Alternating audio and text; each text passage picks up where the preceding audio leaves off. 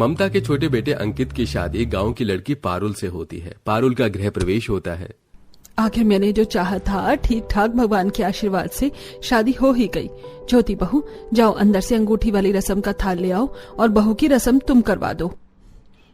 जी माँ जी। तभी ज्योति दूध से भरी थाल ले आती है। आओ पारुल, रस्म की शुरुआत करें। ठहरिए जेठानी जी, मुझे ये रस्म आपके हाथों नहीं माँ जी के हाथों करनी है। मगर क्यों, ऐसा क्या हुआ? कोई बात नहीं ज्योति बहू, अगर तेरी देवरानी चाहती है कि ये रस्म मैं कर दूं तो मैं ही किए देती हूँ। आजा बहू। पारुल का ऐसा बर्ताव ज्योति को अजीब लगता है। फिर ममता ज्योति की अंगूठी ढूंढने की रस्म उसके और उसके बेटे के बीच करवाती है, जिसमें बहू जीत जाती है। देखा, मैंने कहा था ना मैं ही जीतूंगी। बहुत गर्मी हो रही है, अब मैं थोड़ा आराम करना चाहती हूँ।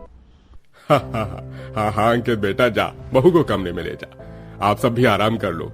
ज्योति बहू, सबको छाछ दे दे, अच्छा लगेगा पीने में। जी माँ जी। तब ज्योति घर में सभी को छाछ दे देती है, जिसे पीकर सब लोग अपनी गर्मी को थोड़ा कम करते हैं। अगले दिन देवरानी की पहली रसोई होती है। तभी छोटी रसोई को देख वो एक टोकरी में खाने पीने का सामान, मसाले सब रख लेती है। अरे पारुल, तुम ये क्या कर रही हो? इन सामान को कहाँ ले जा रही हो? हाँ बहू, ये रसोई का सामान अलग क्यों कर रही हो? माँ जी, ये रसोई बहुत छोटी है और मैं आप सबको चूल्हे पर बना खाना खिलाना चाहती हूँ। चूल्हे पर बना हुआ खाना बहुत अलग होता है गैस के बने खाने से, इसीलिए मैं बाहर सामान लेकर खाना बनाने जा रही हूँ। बहू, रसोई छोटी है पर इतनी भी नहीं कि तुम खाना नहीं बना पाओगी। वैसे भी इतनी गर्मी में तुम बाहर चूल्हे पर बैठकर खाना कैसे बनाओगी? तुम परेशान हो जाओगी बहू। अरे माँ जी, मेरी दिली इच्छा है कि मैं आप सबको अपने हाथ का खाना चूल्हे पर ही बनाकर खिलाऊं। रही गर्मी की बात तो आप टेंशन मत लीजिए, मैं एडजस्ट कर लूंगी। ठीक है बहू।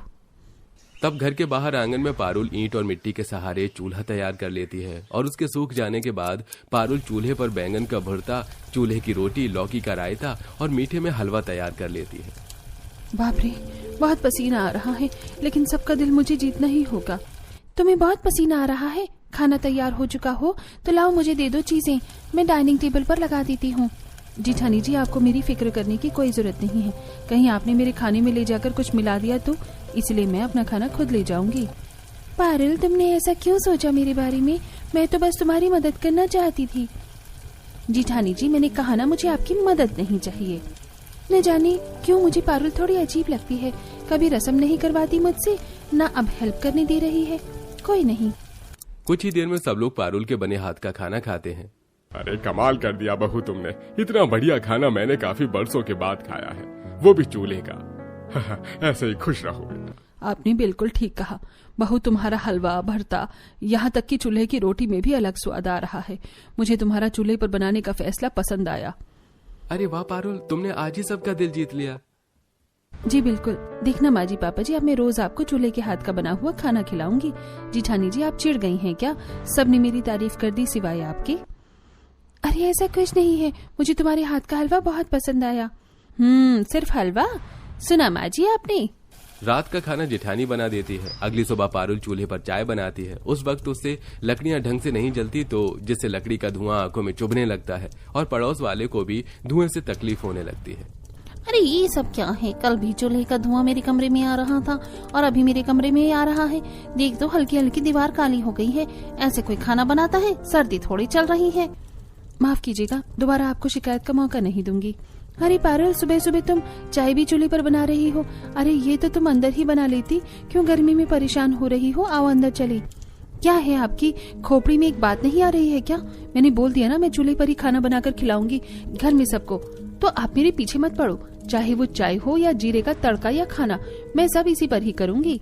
ठीक है, जैसे तुम्हारी इच्छा। फिर पारुल घर वालों को चूल्हे पर बनी चाय बनाकर पिलाती है। वाह बहू, अदरक तुलसी की चूल्हे वाली चाय पीकर तो मजा आ गया। मुझे तो ऐसा लग रहा है दफ्तर में आज मेरा पूरा दिन ताजगी से भरा रहेगा। कमाल की चाय थी। काश ज्योति तुम भी कभी हमें ऐसा खाना बनाकर खिलाती। जी, कभी जरूरत ही नहीं पड़ी कि मैं चूल्हे पर खाना बनाऊं। दीदी, घर वालों को खुश करने के लिए जरूरत का इंतजार नहीं करना पड़ता। खैर, आप सब चाय नाश्ता कीजिए, मैं खाना बनाती हूँ। पारुल बड़ी लकड़ियों के छोटे टुकड़े करती है और चूल्हे में डालकर खाना बनाना शुरू करती है, जिससे काफी मात्रा में धुआं आने लगता है। अरे मैंने थोड़ी देर पहले समझाया था, अब तो तुम और भी ज्यादा धुआं आ रहा है।